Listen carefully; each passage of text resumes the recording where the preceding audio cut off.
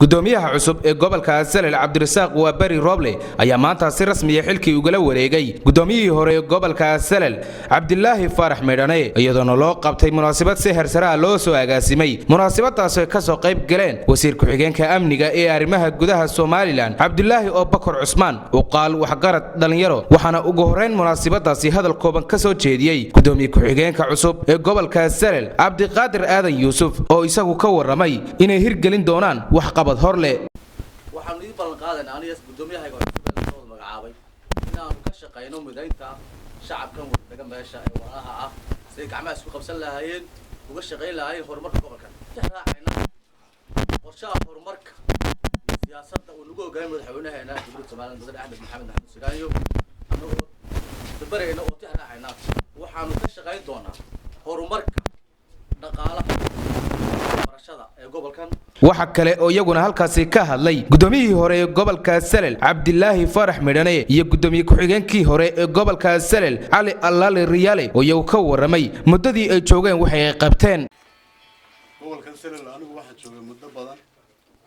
3 barasaab ma hore ayaan la soo shaqeeyay waxa weeye culayska uu leeyahay horta ninkii arkay baa garanaya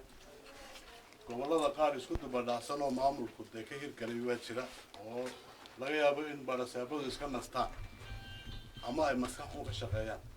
laakiin gobolkan hawshiisu waxa weeye orod baa ku dheer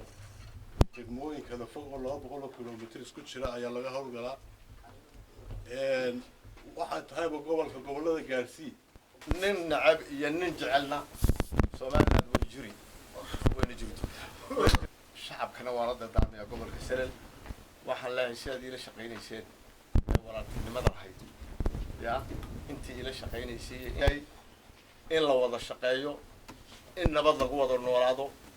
in maaragtay wanaag iyo dalka iyo mas'uuliyadeedii nin kasta halkiisa wadaad waxa kale iyaguna halkaasi ka hadlay taliyaha qaybta booliska ee gobolkaas iyo taliyaha ciidanka ilaalada xeebaha ee gobolkani gobolku deegayahay nabadgelyadu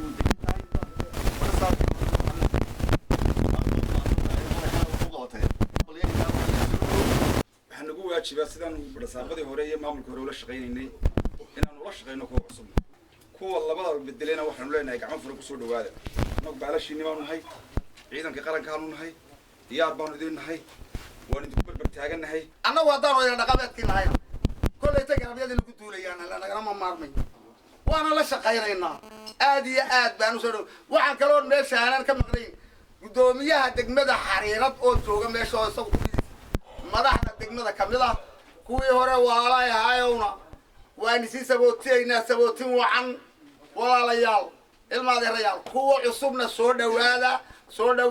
waxa kale oo isaguna halkaasi ka hadlay barasaabka cusub ee gobolka Salel Cabdirasaaq waa bari Roble oo isagu sheegay inuu ku faraxsan yahay xilka uu madaxweynaha Soomaaliland Mudane Axmed Maxamed Maxamuud Siraayo uu soo igmaday isagoona baaq u diray uu qaashiyo waxgaradka deegaanka gobolka Salel in ay ilaaliyaan nabadgelyada iyo xasiloonida deegaanka ay la shaqeeyaan Zeylac waa degmada saddexaad ee ugu dakhliga badan dalkan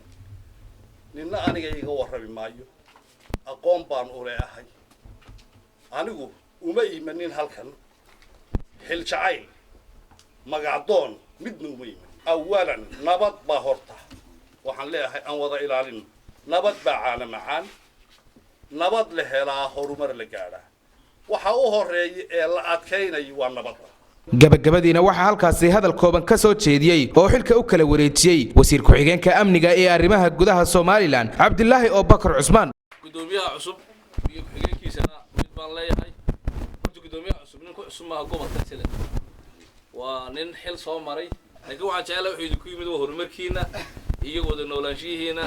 ayaan rajaynayaa waxa jecel insha Allah Ilaahay inuu hamigiisana u hirgeliyo oo isku dhaweyno gobolka Salel waxaad garowsataan wad maskaxda gelisaan inaad tihiin gobolka saddexaad